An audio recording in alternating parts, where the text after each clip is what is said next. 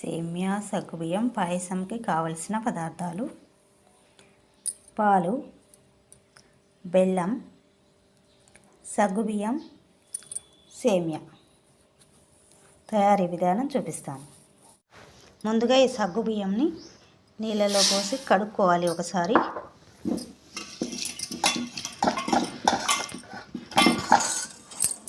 కడిగేసి కడిగి నీళ్ళు వంపేసి మళ్ళీ వాటర్ పోసుకొని స్టవ్ పైన పెట్టుకోవాలి. సగ్గుబియ్యం కడిగి పెట్టుకున్నాను.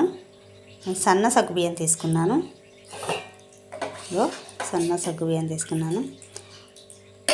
ఒక కప్పు సగ్గుబియ్యంకి 5 కప్పుల నీళ్ళు పడతాయండి. 5 కప్పుల నీళ్ళు పోసుకొని, ఇదిగా చూసారా ఇక్కడ దాకా ఉన్నాయి వాటరు సగ్గుబియ్యంలో ఇంతలోతుని. ఇవి సిమ్లో పెట్టుకొని ఉడికించుకోవాలి. ఇవి ఉడకడానికి టైం పడుతుంది, పావు గంట టైం పడుతుంది. సిమ్లో పెట్టుకొని ఉడికించుకోవాలి. ఉడికిన తర్వాత మళ్ళీ చూపిస్తాను. సగ్గుబియ్యం ఉడికిపోయినాయి. ఇలా 90% ఉడికిపోయినాయి అండి. బాగా ఉడకలేదు, ఇంకా 90% ఉడికినాయి. ఇంకా రవ్వ పలుకుంది.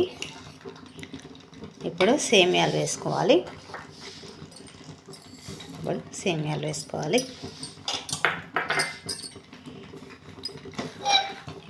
కలపాలి.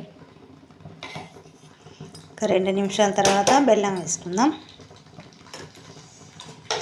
మూత పెట్టుకోవాలి.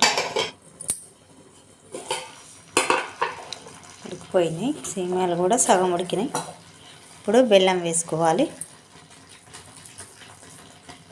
నేను కొలతలు చెప్పట్లేదండి, ఎందుకంటే ఎవరి స్వీటు కొంతమంది ఎక్కువ తింటారు, కొంతమంది తక్కువ తింటారు కదా, అందుకని నేను కొలతలు చెప్పడం లేదు. కావలసినంత చూసుకొని వేసుకోవచ్చు. వాళ్ళు తినే స్వీటుని బట్టి బెల్లం ఎంతైనా వేసుకోవచ్చు. కరుగుతూ ఉంటుంది.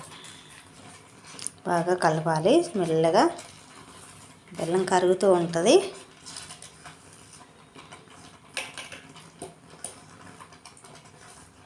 మెత్తగా నల్లగొట్టుకున్నాం కదా, ఏమంటే ఆ వేడి కరిగిపోతుంది. పాలు కాగబెట్టి చల్లారబెట్టుకోవాలి ముందుగానే. వేడి పాయసంలో పాలు పోస్తే ఇరిగిపోతుంది. పాలు కాచి చల్లారబెట్టుకున్న ఈ పాయసం కాస్త వేడి తగ్గిన తర్వాత దీంట్లో పోసుకోవాలి. ఇప్పుడు వేడి మీద పోస్తే పాలు విరిగిపోతాయి. కాగి చల్లారిన పాలు కాబట్టి ఉడకాల్సిన అవసరం లేదు. ఇంకా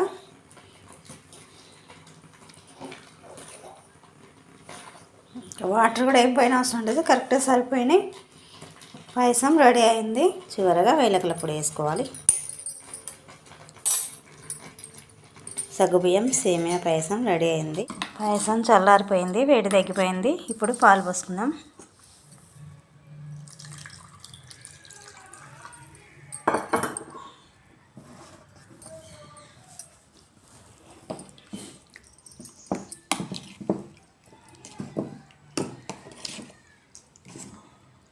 బాగా కలిసిపోయింది, పాలు సరిపోయినాయి. పాలులో కలుపుకోవాలి. సగ్గుబియ్యం సేమియా పాయసం రెడీ అయింది.